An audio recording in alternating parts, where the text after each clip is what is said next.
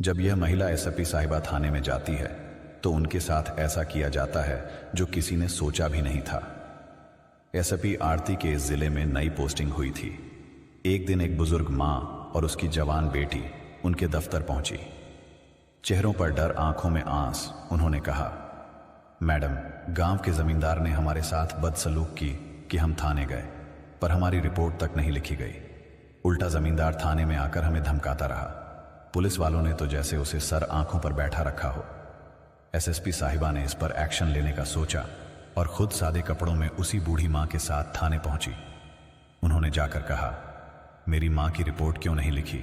अभी दर्ज करो, नहीं तो ऊपर तक शिकायत जाएगी। थानेदार हंसते हुए बोला, तू कौन होती है हमें कानून सिखाने वाली? इतना कहकर दरोगा ने एसपी साहिबा को धक्के देकर बाहर निकालने की कोशिश की। फिर जो होता है उसे देखकर किसी को अपनी आंखों पर यकीन नहीं होता है, और जब आप इस कहानी को पूरा सुनेंगे तो आपको भी यकीन करना मुश्किल हो जाएगा कि ऐसा भी होता है। तो दोस्तों, पूरी सच्चाई जानने के लिए वीडियो को पूरा जरूर देखें, और आप मेरे चैनल पर नए हैं तो वीडियो को एक लाइक करके हमारे चैनल को सब्सक्राइब जरूर कर दें। तो चलिए बिना देरी के वीडियो को शुरू करते हैं कि आखिर हुआ क्या था। रामपुर नाम तो बड़ा सीधा साधा था, लेकिन यहाँ के कानून के रास्ते बड़े थे। इसी रामपुर जिले की कमान अभी कुछ ही हफ्तों पहले एक नई एसएसपी साहब ने संभाली थी। नाम था आरती सिंह। उम्र कोई 30 से 32 साल, लेकिन आंखों में ऐसी तेजी और चेहरे पर ऐसा आत्मविश्वास था कि बड़े बड़े अपराधी भी नजरें झुका लेते थे। आरती के लिए रामपुर एक और पोस्टिंग नहीं थी, एक चुनौती थी।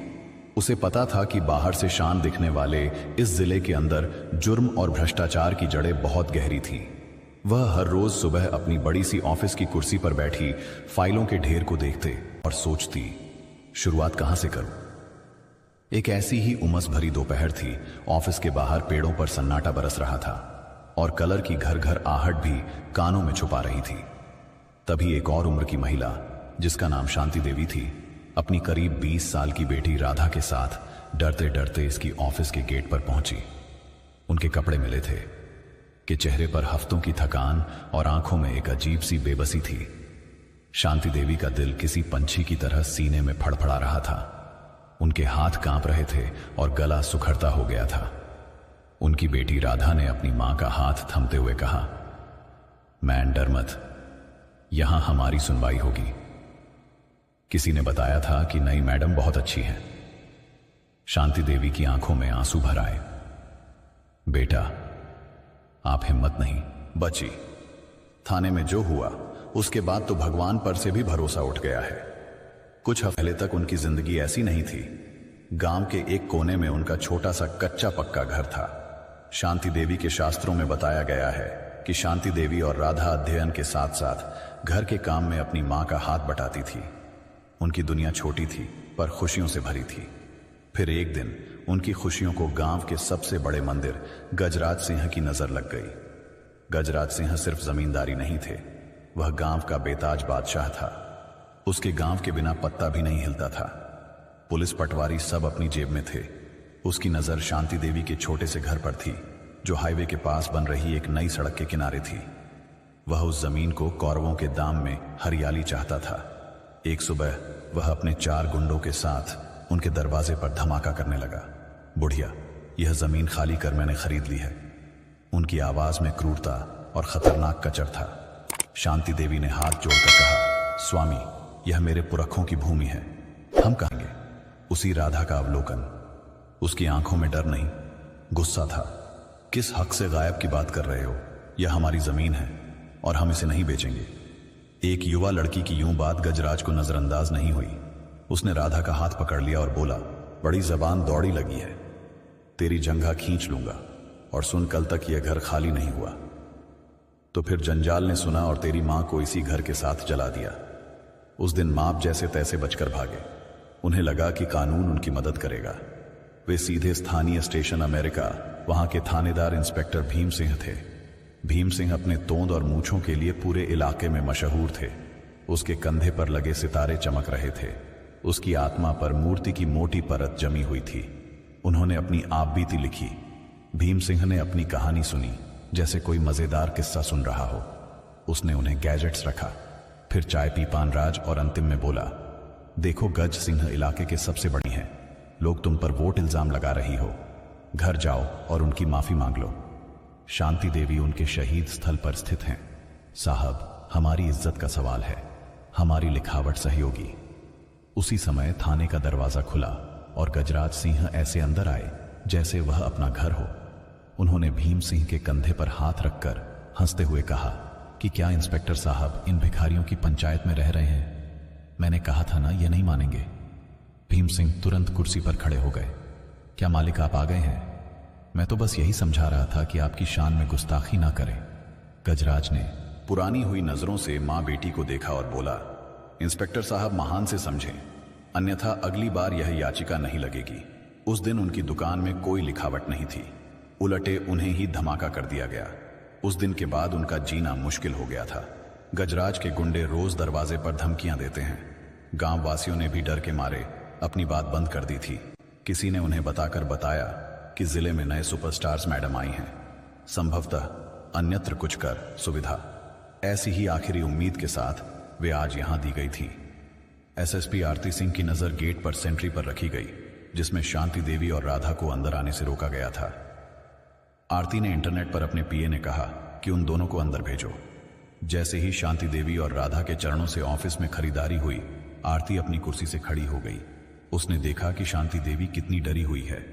उसने नरमी से कहा, आओ मां जी बैठो, पानी पीजिए। एक बड़ी पुलिस टीम के मुंह से विस्मित होकर शांति देवी की आंखों से झरझर फूल फूटना शुरू हो गया। उसने अपनी पूरी कहानी, अपनी पूरी पीड़ा आरती के सामने प्रकट की। राधा ने भी तोड़फोड़ की और बेबसी से भरी आवाज में बताया कि कैसे थानेदार भीम सिंह ने उनकी मदद करने के बजाय सोने को बेइज्जत किया और कैसे गजराज सिंह थाने में उन्हें धमाका करते रहे। बात में रिकॉर्ड की गई आरती का फेस स्टोन की तरह से प्रहार किया गया। उसकी उंगलियां मैसाचुसेट्स में पेपर वेट पर कांस गई। वह अपने ही सिस्टम पर गुस्सा आ रहा था, उन कोचिंग पर जो श्रमिक कारखाने उसे खोखला कर रहे थे। उसे शांति देवी में उसकी मां और राधा में उसकी छोटी बहन नजर आ रही थी। उन्हें याद आया कि कैसे बचपन में उन्होंने अपने पिता को एक बेईमान पुलिस वाले को नापसंद करते देखा था। उसी दिन उसने यह तय कर लिया था कि वह इस सिस्टम का हिस्सा बनेगी। लेकिन इसे बदलने के लिए जब उन्होंने अपनी बात खत्म की तो ऑफिस में एक गंदा दोस्त छा गया। आरती ने एक लंबी सांस ली। उसने निर्देश दिया कि यदि उसने अभी भी स्थिर स्थिति में फोन किया तो भीम सिंह तुरंत अविश्वास में आ जाएगा। उसके पास कोई दस्तावेज ही दस्तावेज नहीं है। साक्षियों को डराया और परम शांति देवी और राधा को रास्ते से ही गायब करवा दे। वह योग्यता यह थी कि पीछे कोई साक्ष्य नहीं छोड़ा गया था। नहीं, इसे हाथ हिलाना होगा। इसमें दूसरी जगह शूटिंग होगी जहां यह आम आदमी को अपनी ताकत का घिनौना नाच सिखाया जाता है। आरती ने लिया एक फैसला, एक ऐसा फैसला जो पुलिस की चहेती में नहीं लिखा था। उन्होंने शांति देवी के कंधे पर हाथ रखा।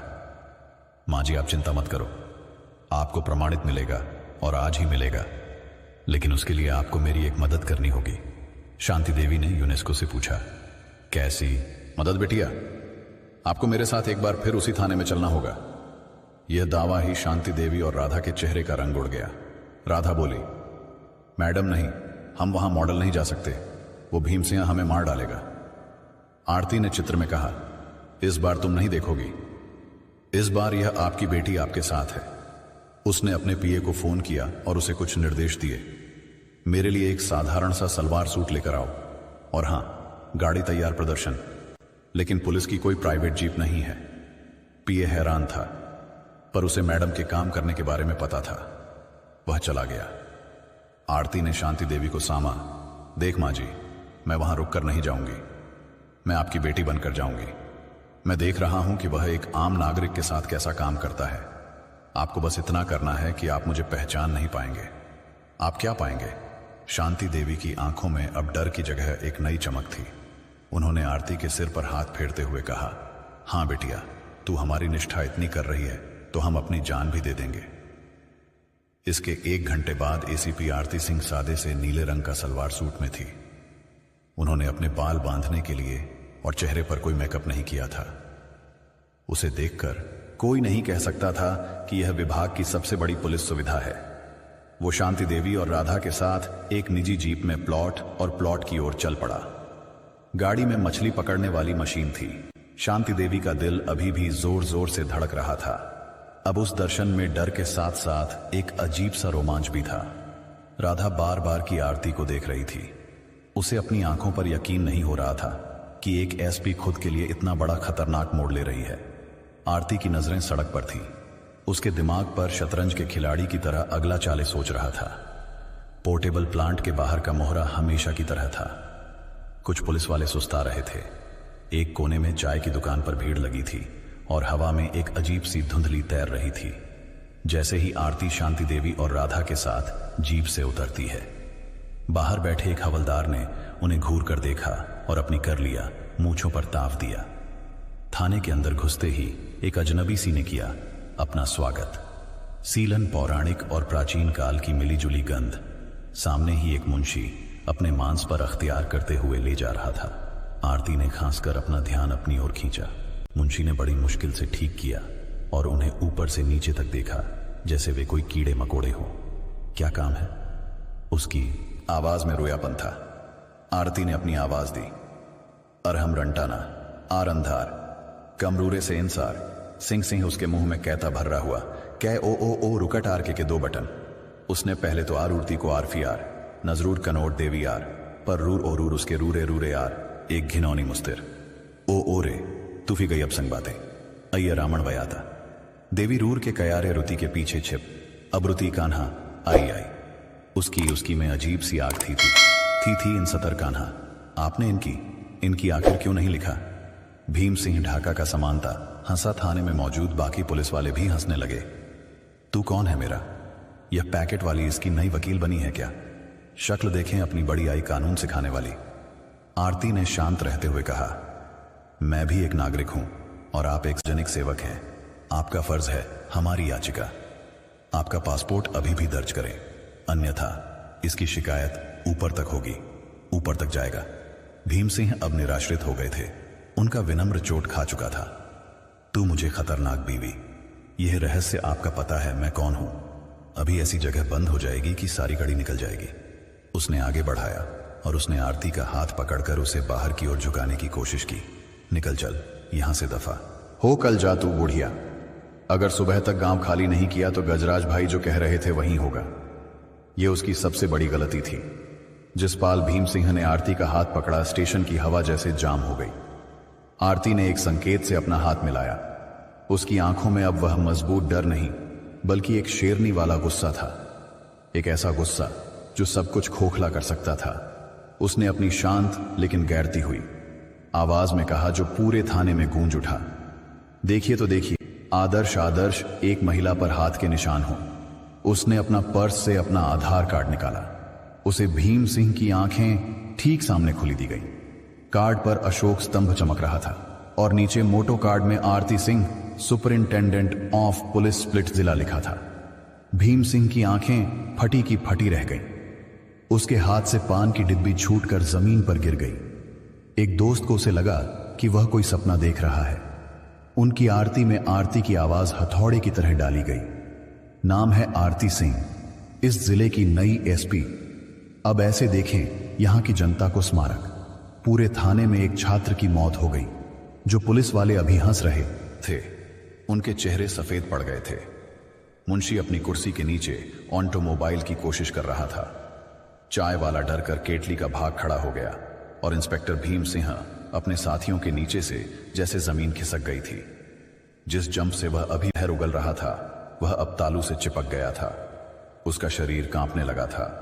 ऑर्केस्ट्रा पर किताबों की नदियां गिर गई और धड़ाम की आवाज के साथ उन्होंने कलाकृतियों की नदियां डाली। मैडम मैडम बन गई मैडम, माफ कर दो, मुझे पता नहीं था, वो गिड़गिड़ा रहा था। आरती ने अपनी ओर से अभद्रता की। जब मैं एक आम औरत थी तब सेक्टर कानून याद आया नहीं आया? टैब मेरी वस्तु का प्रोविजन नहीं आया? उठो। एक पुलिस वाले का नरसंहार पर गिरना इस हमले की तूती है और है तो इसे पहले ही अपने कारनामों से बहुत बदनाम कर दिया है।